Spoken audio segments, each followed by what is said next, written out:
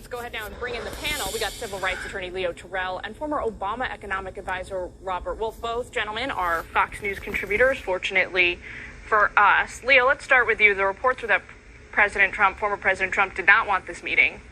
He did not want to agree to it, at least, because he feels this whole thing is a witch hunt in his words, and that accepting this meeting today would sort of legitimize the prosecution. Why do you think he decided and his team decided to go forward? Because it's at least an opportunity for his attorneys to convince Jack Smith, like Andy said, that these charges are very weak, and they are the weakest of all the charges being brought against Trump. And I'll tell you right now, the fact, Jillian, that we have not had an indictment made against Trump on the January 6th indicates to me that there might be some reconsideration, especially in light of what happened 24 hours ago, because I think this is all political. If anyone honestly believes that this is really based on legal foundation, they are naive. This is a political decision being made by Jack Smith.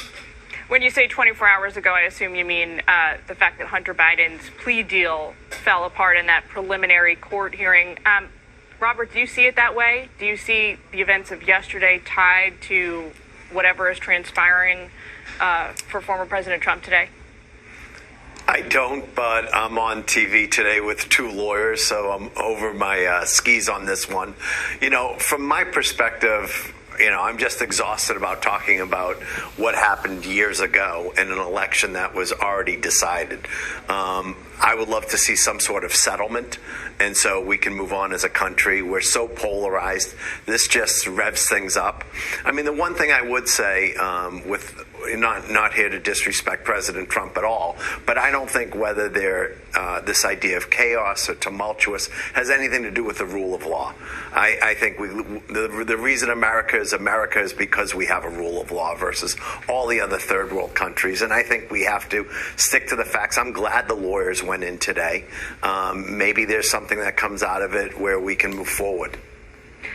Leo, I understand that a lot of Americans are fatigued talking about January 6th, relitigating what happened, the election of 2020, but it's not ancient buried history.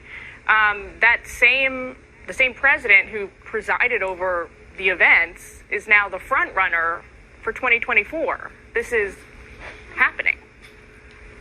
And that's a great question, Jill. Let me just respond. I think we have to be upfront and honest. The reason why Trump is ahead right now is because the American public understands the rule of law has been thrown out the window, Jillian.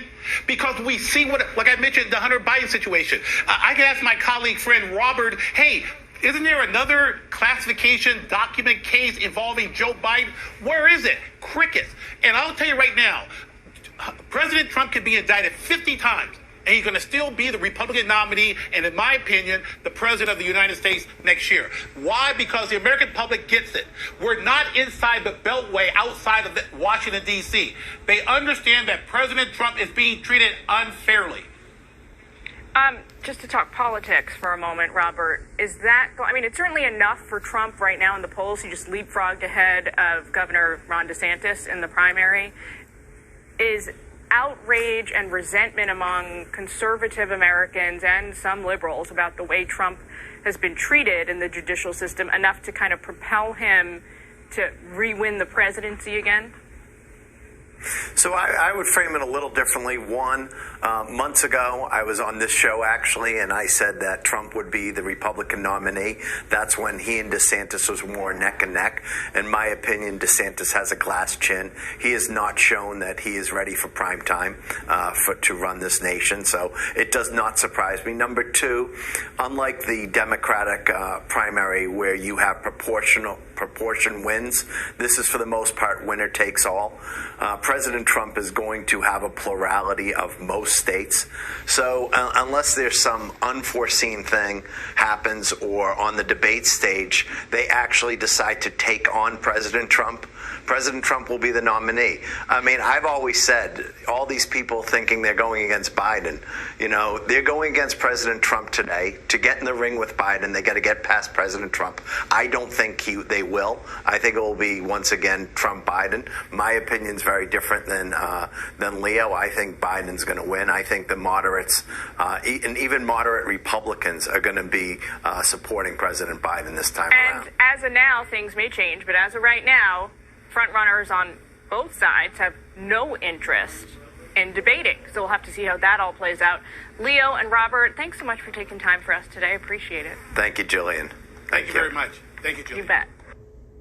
I don't think Biden could debate if he wanted to. That's just my opinion.